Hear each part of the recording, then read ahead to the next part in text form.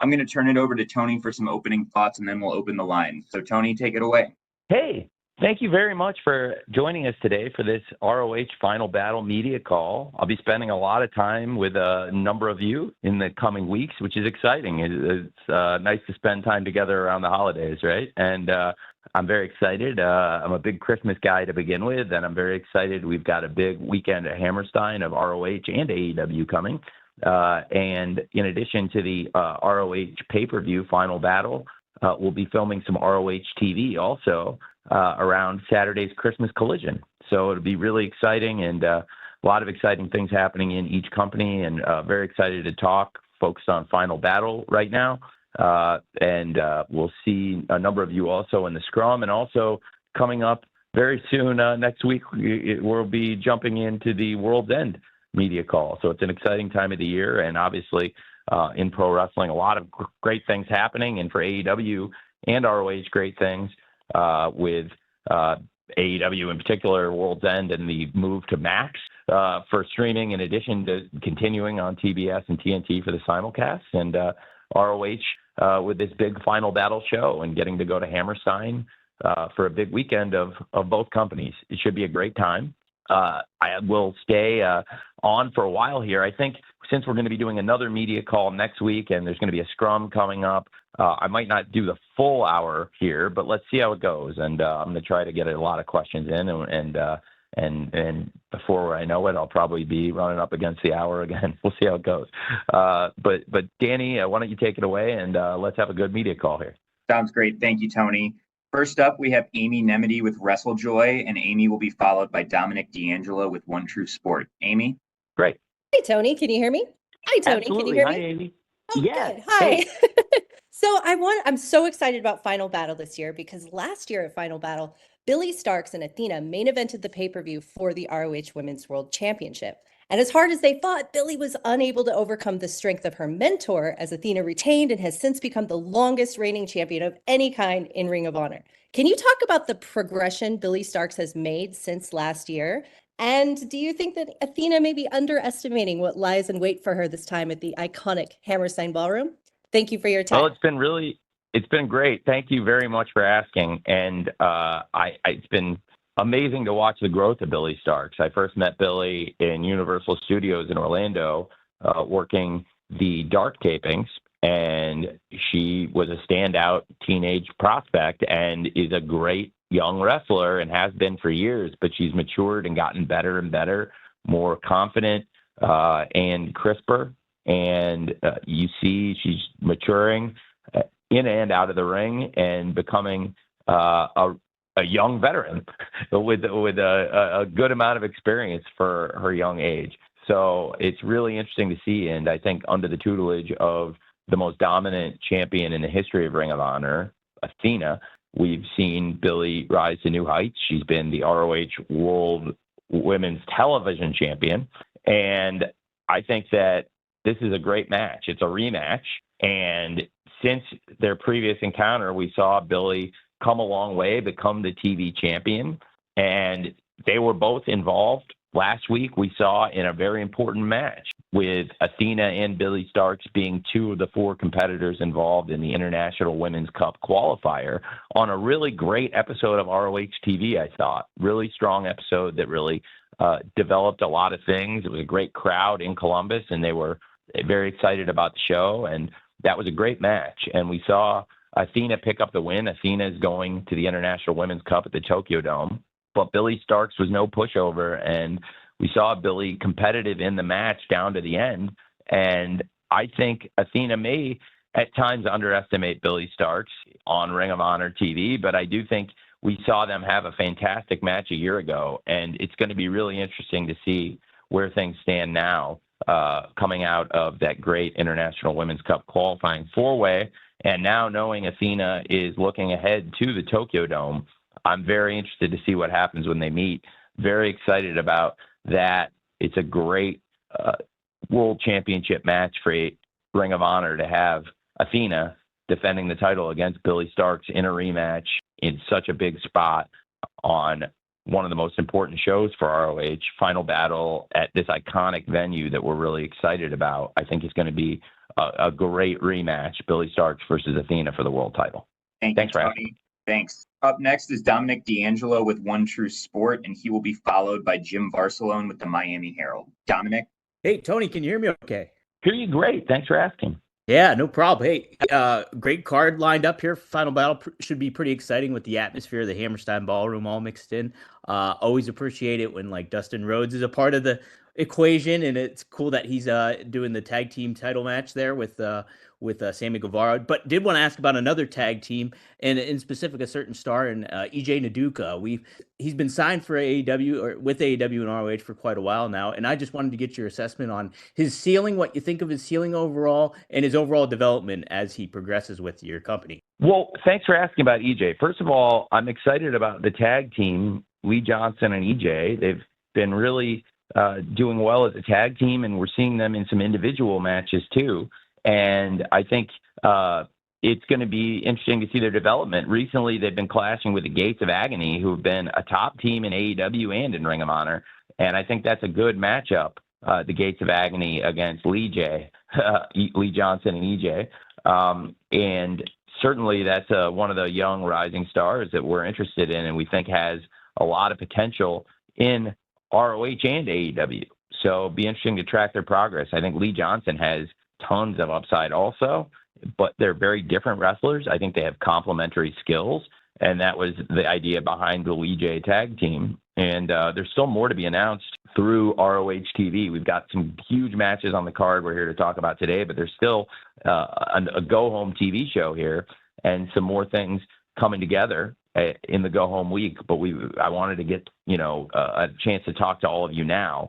I'm excited about a match on this week's TV show, Lee Johnson versus Khan of the Gates of Agony. I thought Lee Johnson versus Toa was an excellent singles match, but I think EJ and Lee as a tag team against the Gates of Agony could be an interesting match too, and that's something to keep an eye on here. And like I said, there'll be more matches and more to be announced for the 0 hour in particular. And there's some really good things on the main card already, but I think those are guys that I would look to feature coming up here at Hammerstein on the ROH TV, but also potentially on the 0 hour. So thanks for asking. Thank you, Tony. Up next, we have Jim Varsalone with the Miami Herald, followed by a write-in from Kimmy Sokol with the Pop Break. Jim? Tony, Ring of Honor's Final Battle, mention it. It's returning to the Hammerstein, and that's such an iconic place, especially for Ring of Honor Final Battle. I'm just curious your thoughts, if you could expand more on that venue and what that venue means to Ring of Honor and bringing it back there now, this event. It's very exciting to be in this venue for ROH and to premiere AEW there. I'm really looking forward to Final Battle. Final Battle will be my first time ever in the Hammerstein Ballroom or the Manhattan Center venue, and I'm thrilled about it. I think it's an iconic space. I was a wrestling fan for many years before I became a wrestling promoter, and that's one of the buildings across multiple promotions for many years that I've always thought was such a unique and special wrestling venue. And I'm really excited that we get to spend some time and put on great wrestling matches for the great fans in New York and people watching all over the world, because I think that's one of those venues that there's fans just like me that honestly have never been there and want to see wrestling from there and love to watch big matches and know the history of the venue, but have never actually been there. And I'm excited to go for the first time for ROH on Friday for Final Battle, this huge event, and also to be there for AEW for Christmas Collision and Dynamite on 34th Street Christmas night, which is going to be really neat to have AEW on Christmas night. I'm looking forward to that. We've done Rampage on Christmas night before. I watch out with my family on Christmas. I'm looking forward to watching Dynamite with them this year. And New Year's Smash, which will be a very special way to celebrate Rampage on TNT. And then a lot of great matches and moments coming up this weekend for the fans in New York and people watching all over, emanating from Hammerstein Ballroom at the Manhattan Center in New York. But the first time I'll ever be in the venue, my first time there, is going to be ROH on Friday. And I'm really excited for Final Battle and to step into the Hammerstein Ballroom for my first time ever as a wrestling fan and as a wrestling promoter. Thanks for asking. Thanks, Tony, and thanks, Jim. I have a write-in here from Kimmy Sokol with the pop break, and that will be followed by Kevin Kellum with Sports Kita. Tony, Kimmy writes, Red Velvet is someone who's had a breakout year in ROH. Since winning the ROH Women's TV title, she's gone on to Mexico as well as become a face of the brand. So what do you attribute to the rise of Red Velvet over the last year? I am a huge fan of Red Velvet. I think Red Velvet has been a star in the making for years.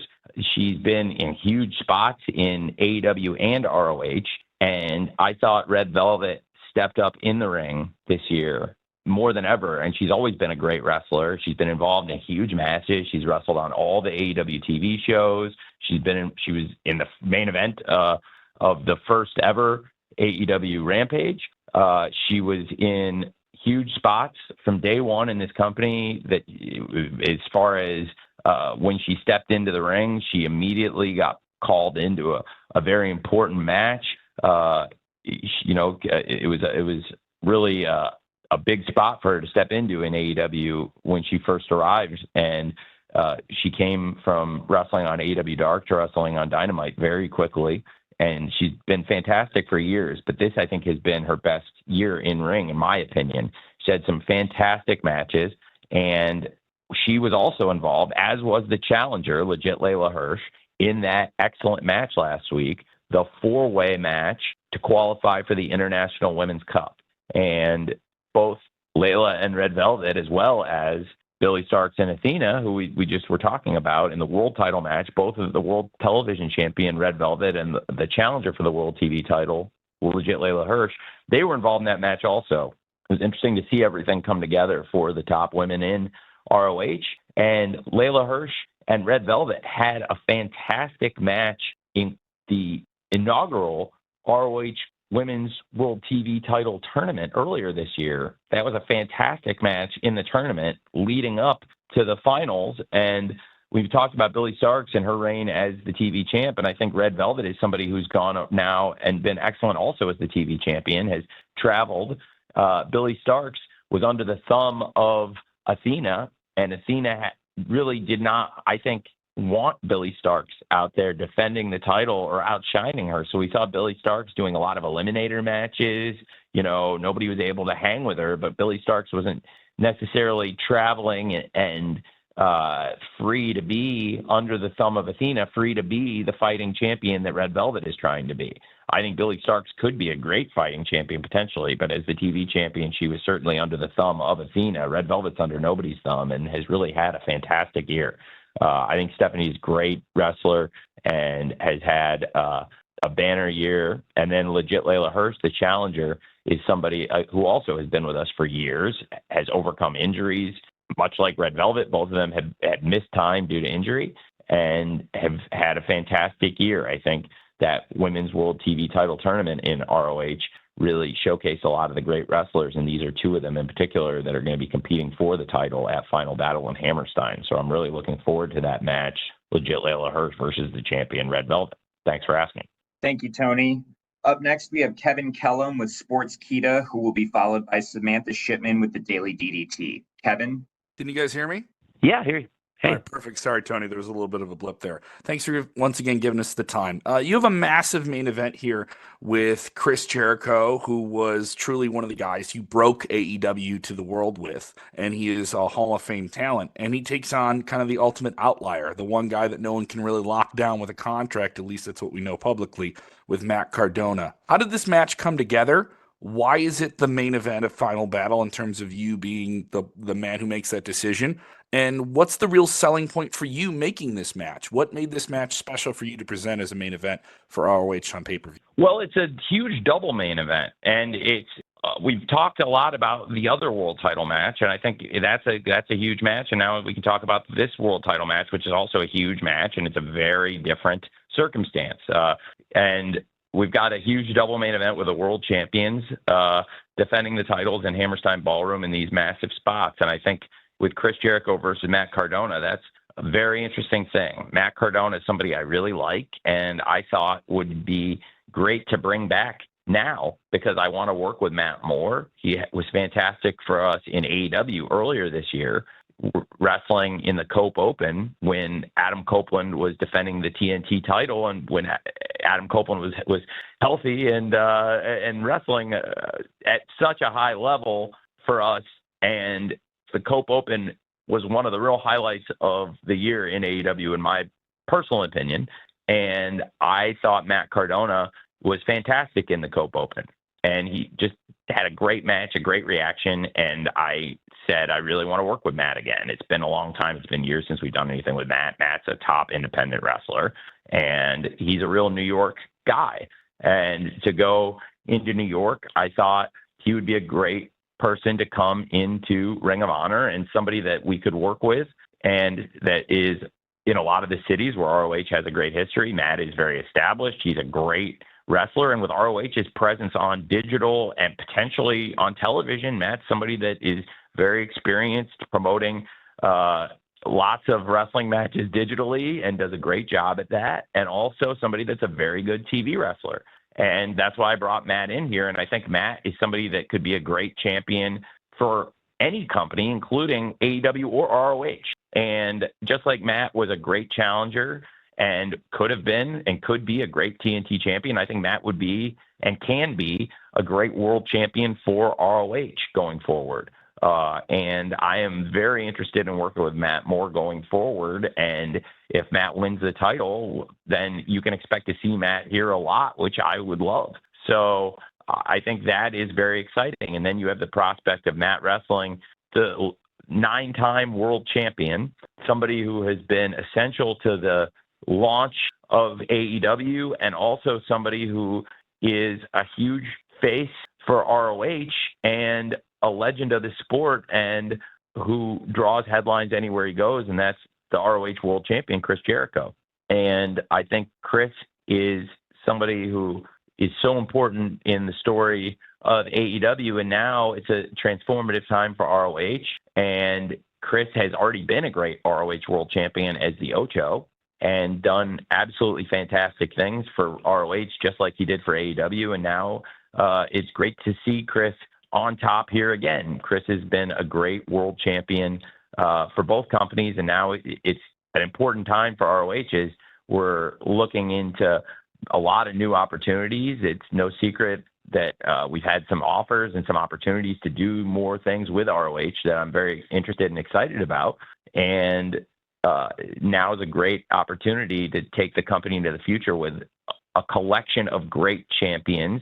And at the forefront of that, we have these fantastic world champions, Athena for many years, and Chris Jericho. In fact, Athena's reign is so long that she was the champion in ROH and has been since, when Chris was the Ocho a few years ago, which was a really fun time in wrestling for me. And I look back at the show where Chris lost the ROH title, and you had such great matches on that show up and down the card, and it was just an absolutely fantastic day. And I believe Athena, in fact, won the title earlier that day. And then it was fantastic now to look back at, how far things have come. So their reigns actually intersected then, but now they could both come to an end on the same night under very different circumstances, where you have Matt Cardona, who's an independent wrestler, who's come in here, and we have a history with him, and he's a real proud New Yorker. And not only is Chris Jericho really trying to use his birthplace and what may appear on his birth certificate to portray himself as a New Yorker, but I think a lot of us think of Chris Jericho as a Canadian legend, one of the greatest Canadian wrestlers of all time, and he's also proclaiming himself to be a true New Yorker. I'm not sure that's the case. I do think it's a compelling match with two really experienced stars, and it's very different from the other match in the double main event, where you have this relationship that's built for years on television. It's a rematch, and we've watched the growth of Billie Starkz since she was a teenager. So it's a really compelling dynamic in the double main event, I think, across the two big world title matches with Chris Jericho versus Matt Cardona and Athena versus Billie Starkz. Thanks for asking. Thank you, Tony. Samantha Shipman with the Daily DDT, you're up next, and you'll be followed by Bill Pritchard with WrestleZone. Samantha? Hi, Tony. Can you hear me? Yeah, hi. Hi. I have a question about about we're going to see obviously the tag team or the tag titles being defended with Dustin Rhodes and Sammy Guevara. But we haven't seen obviously the trios in a while because of, I believe there's some injury stuff going on with the Von Erichs. Can you give us an update on the Von Erichs and when we may expect to see them back, and then talk to us some about this title match tomorrow between Dustin and Sammy, or with Dustin and Sammy rather? Yeah, yeah, absolutely. So, well, that'll be Friday. And very excited for that match.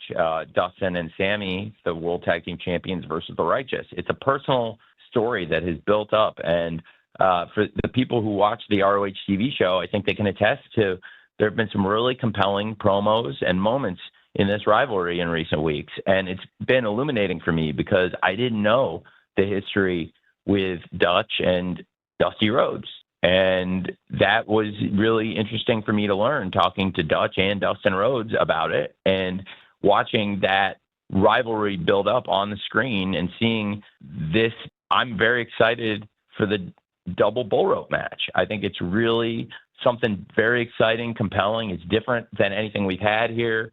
And it's the first double bull rope match we've ever had. And Dustin and Sammy are some really very, very different people, yet they get along so well. They are two proud Texans, and they are people that both are instrumental in the launch of AEW. Since the very first show we've ever done, they've been a part of it. They've been a huge part of it. And now they're coming to ROH as the tag team champions. And the Righteous are a team that has been dominant in their ROH matches. And they have absolutely really taken the ball and run with it in this rivalry, where I think they've put together some very compelling moments and have beat the hell out of Dustin and Sammy along the way at times. And also Dustin himself did one of the best promos I've seen in recent memory about this. And if you haven't seen it, we showed highlights of it on Collision, and you can watch it in its entirety on the ROH TV, and it's absolutely outstanding. And there's more to come on the rivalry this week on the Go Home episode that you'll be able to watch. It's just really good stuff. And they've really fired Sammy and Dustin up. And I think Dustin is one of the greatest extemporaneous speakers in the history of professional wrestling. And I think that's one of those things about the partnership I'm really happy about, because I think they're very complementary wrestling talents, but also I think Sammy can really learn so much from Dustin, and Sammy has so many of the tools to be one of the very best pro wrestlers in the world. And I think he's got a great history with Dustin. They've had great matches together, even going back 5 years in AEW. And I think there's still so much Sammy can learn from Dustin as a great veteran wrestler. And that's pretty exciting and could be scary for a lot of the wrestlers, because Sammy has all the potential in the world. He's shown he can be a top star, and if he's a multiple-time champion already, and then to be mentored by somebody like Dustin, who I think has everything it takes to this day to be a top wrestler in this business and has a great history and track record at the top of the wrestling business, that's an exciting combination. And whether it's AEW or ROH, I think they both have a bright future together. I think that the Righteous have really pushed them, and I'm really excited for this match and what's to come with Dustin and Sammy. Now, as for the Von Erichs, Ross has had an injury, and it's been a little bit longer healing than we thought it would be, but that's okay. And Ross will be back with us soon, and I'm excited about that. And because they have been doing a great job, and also it was one of those developing situations on an injury, and we want to give people time to heal. We, focused more on the tag team, and the 6-man champions will be back with us very soon also. But it'll be interesting to see whether Dustin will still be a tag team champion at that point, because the Righteous are running hot, and that's going to be an awesome double bull rope match at Final Battle. And Dustin's going in with 2 belts, but he might be leaving with 1. And that we'll see going forward what the status of Ross and Marshall is, but I expect Ross back soon, and Marshall's been doing awesome himself, and we're excited to get those guys back with us as a 6-man team. Thanks for asking. Thank you, Tony. Bill Pritchard with WrestleZone is up next, and he'll be followed by Chris Mueller with Bleacher Report. Bill? Good afternoon, Tony. How are you? Very well. Thanks for asking. How are you? I'm doing great. So I wanted to ask about the relationship between AEW, Ring of Honor, and GCW, because obviously we saw Chris Jericho he appeared at their event in LA over the weekend. And for context, prior to that, when Ricky Starks was pulled from GCW events, Brett said that he didn't really have a relationship with you or AEW. So I just wanted to see how Jericho's appearance was put together, if you were involved, or if you could speak to what the state of both sides' relationship is now that you actually had Jericho appear on the show. And it seems like people are speculating it's not the only appearance that we're going to see as far as crossover. Well, I think it remains to be seen. I know Matt has a lot of bookings on independent promotions, including there. And if Matt wins this match, it could really set the stage for some very interesting potential matches down the road in multiple promotions, because Matt is wrestling all over the world and for other promotions, but he's also wrestled for us in ROH and AEW. And Matt helped put that together. Matt asked me about it, and obviously I was happy to send Chris to promote a match that's happening on ROH as part of the double main event. It's something we've spent weeks building up on ROH and AEW TV, which has been a nice thing. I think it's a little bit different than what we did with the Ocho, also because we were really just getting that new version of ROH going, and we hadn't done all the TV yet. And I think getting the weekly TV going and having Chris involved in it has been fantastic. And also having Matt Cardona appear for us has done really, really well. They've done some interviews and altercations in ROH. And also, I thought that Cardona versus Brian Keith was an excellent match. It did really well on Rampage on TNT for AEW. So there's a lot of matches and potential things that could happen with Matt being challenger for the title and potentially being the ROH world champion going forward. So that's something to keep an eye on. And with Matt appearing there and this being a title match, that it made sense to do something to promote. It's very much along the lines of things we've done to build up other matches along the way over the years. If you think back, there's many times where an AEW wrestler has appeared in an independent promotion to build up a match in AEW. More often than not, usually it happens more often in a place like New Japan or CMLL where we've done things. But in the past, there's numerous promotions all over the world where we've shot angles to build up a match that's happening in AEW or ROH or both at times. So I think that's part of the mindset for that. And obviously with Matt being there, thought that made sense since Matt's going to be coming in to work with us. Thanks for asking. Thanks, Tony. Up next, we have Chris Mueller with Bleacher Report, followed by Andrew Baydala with Final Bell Media. Chris? Can you hear me? Hey, yes. Okay, great. So you spoke a little bit earlier about Dustin Rhodes. I was just wondering, can you speak a little bit about what he means to just the ROH and AEW brand in general? Because there aren't a lot of bookers who would put two titles on somebody Dustin's age, but Dustin has obviously proven time and time again that he's an incredible performer. Absolutely. Dustin is absolutely fantastic. He's one of the greatest wrestlers I've seen. He's truly timeless. And Dustin's, to me, one of my all-time lifelong heroes. I grew up watching Dustin Rhodes. He's one of the first wrestlers I ever watched. He was one of the most compelling people to me. Probably to this day, the biggest pop I've ever had as a wrestling fan. The most excited I ever got for anything is when Ricky Steamboat showed up as Dustin's partner. And I love watching that team and then the many matches they had teaming with Sting and great partners over the years, including the War Games they did together in Jacksonville in an arena I'm literally staring at right now out of my office. So I can see the building where they did that match. As I'm talking to you right now, I'm looking at it. And it's a lot of memories for me as a fan and also working together. It's crazy that it's been 5.5 years working together now, really close to 6 years that we've been teaming up. And Dustin's part of the story of AEW. And from the first match he had here, which was Dustin versus Cody at Double or Nothing, it was just such a fantastic match. And the Rhodes brothers made their mark on AEW and in professional wrestling as opponents that night after being great tag team for many years and great moments as a family and as part of their family's great history in wrestling. I think that's a real iconic moment for them and also for AEW. And then Dustin's gone on to be a huge part of AEW. He's still chasing his first championship in AEW, but he's been a great champion now in ROH where he holds 2 titles. And we'll see if he's still carrying 2 coming out of this pay-per-view. He's virtually guaranteed to still be 1/3 of the world's 6-man champions in ROH, but will he be 1/2 of the world tag team champions coming out? And it's funny to say that because, like I said, thinking back, and just since you asked, I mean, gosh, I've been watching Dustin in great 6-man teams and tag teams since I was a little boy, since I was, 7 years old. So it's really cool to watch Dustin and see he's just as good as ever, which is just amazing to watch. After all these years, it's really something. It makes me feel very young. Thanks for asking.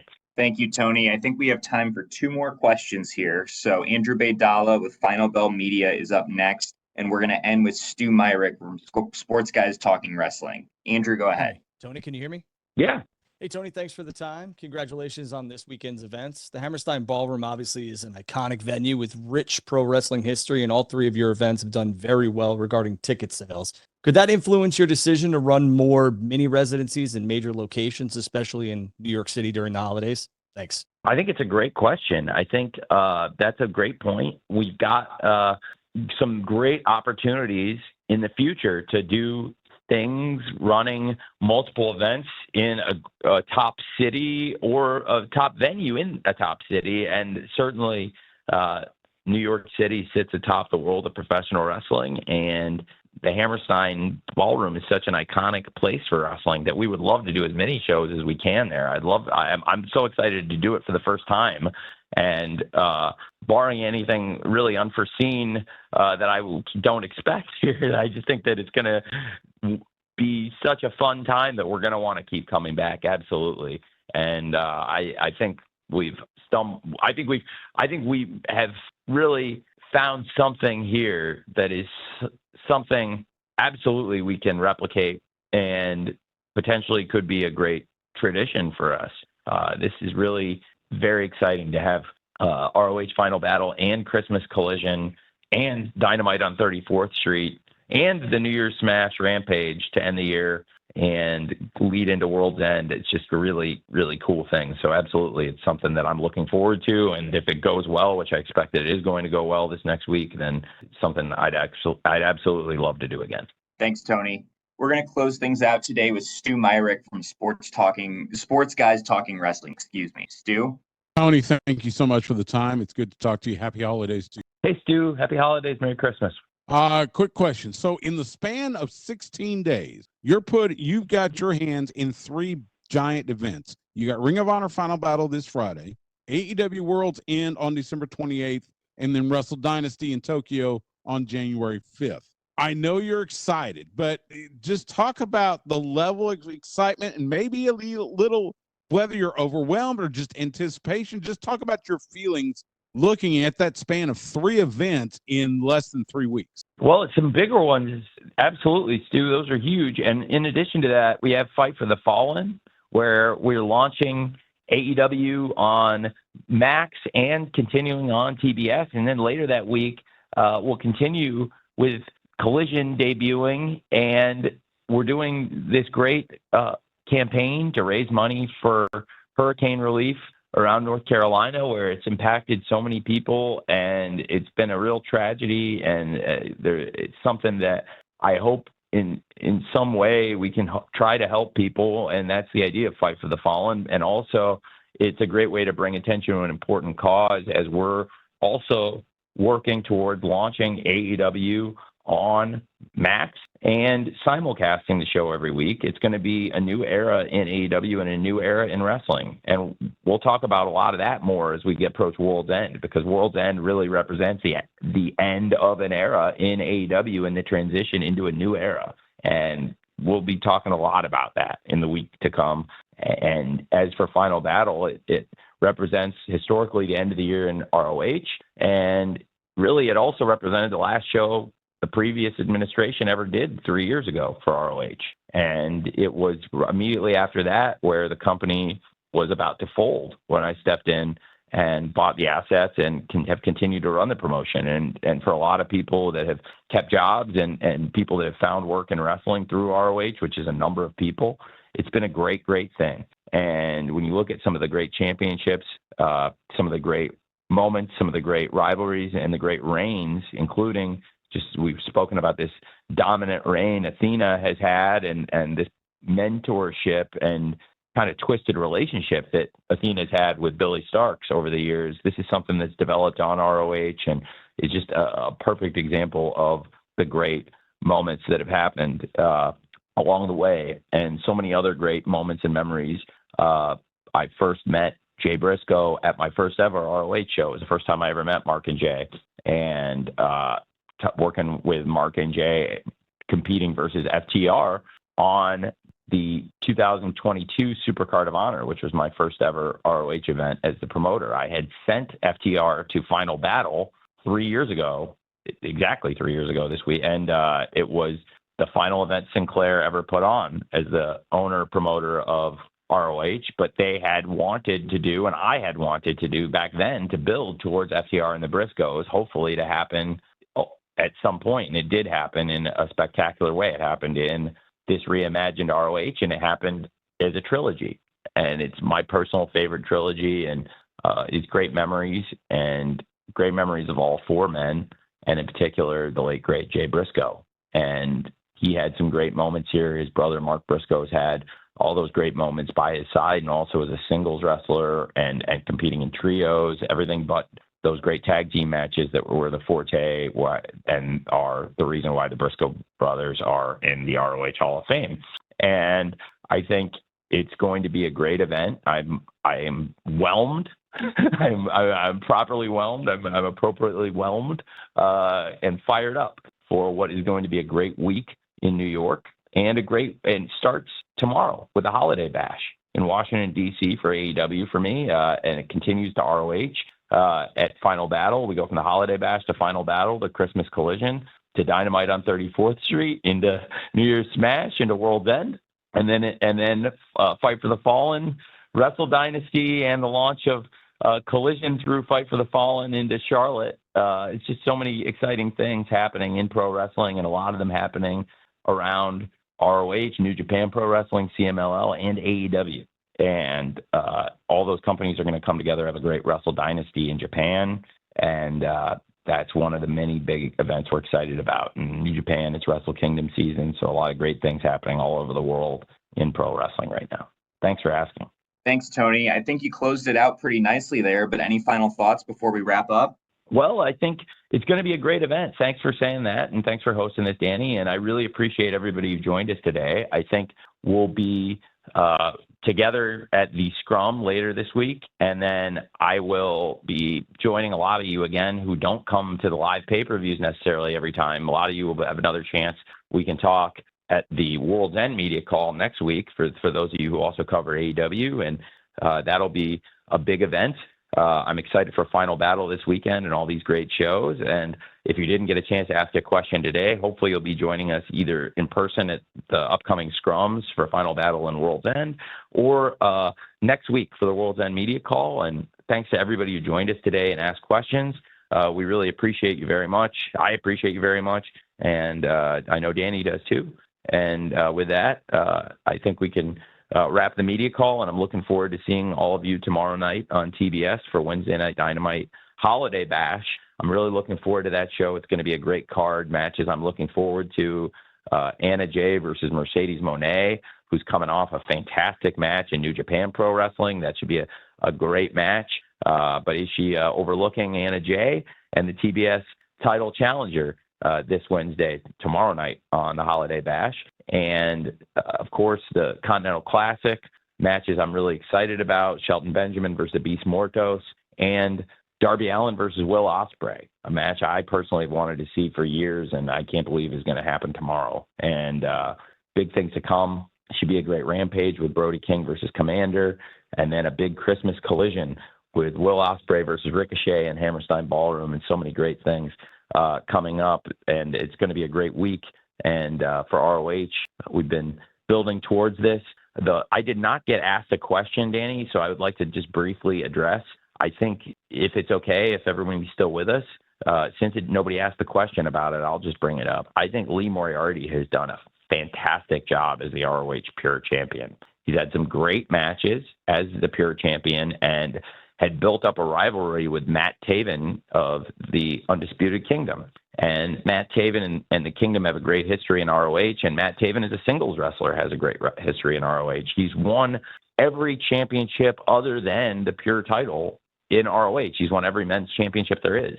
And that was a tremendous match this past week on the TV, and a rivalry we really built up. And I want to put big matches on the TV, and that's why it was great to have an episode last week with so much great action from the event we had in Columbus at GalaxyCon with a great crowd. They were tremendous for a Collision, and that Collision's been on a tremendous run, I believe, in recent weeks. And the crowds have been a huge part of that in Columbus and St. Louis, where the fans were fantastic for the shows. And that helps so much every time.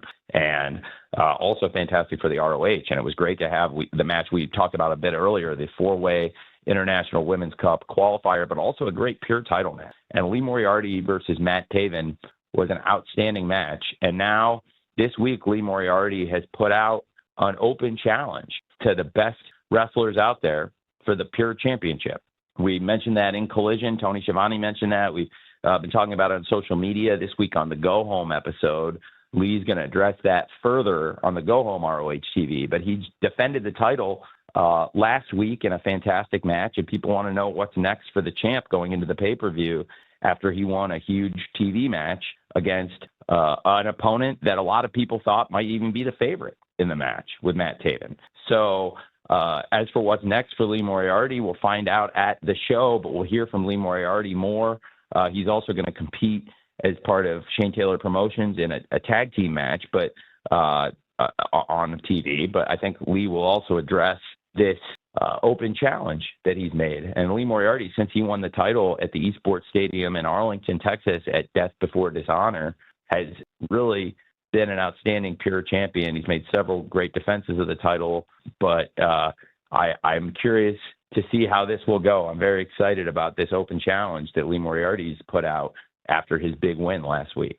And I think that's something else to keep an eye on at this show. There's a number of great matches on the show that we have talked about and some we had not talked about. And Lee Moriarty is somebody that's a real standout. And since nobody asked me about that, I just wanted to bring that up because I'm really looking forward to Lee Moriarty's open challenge.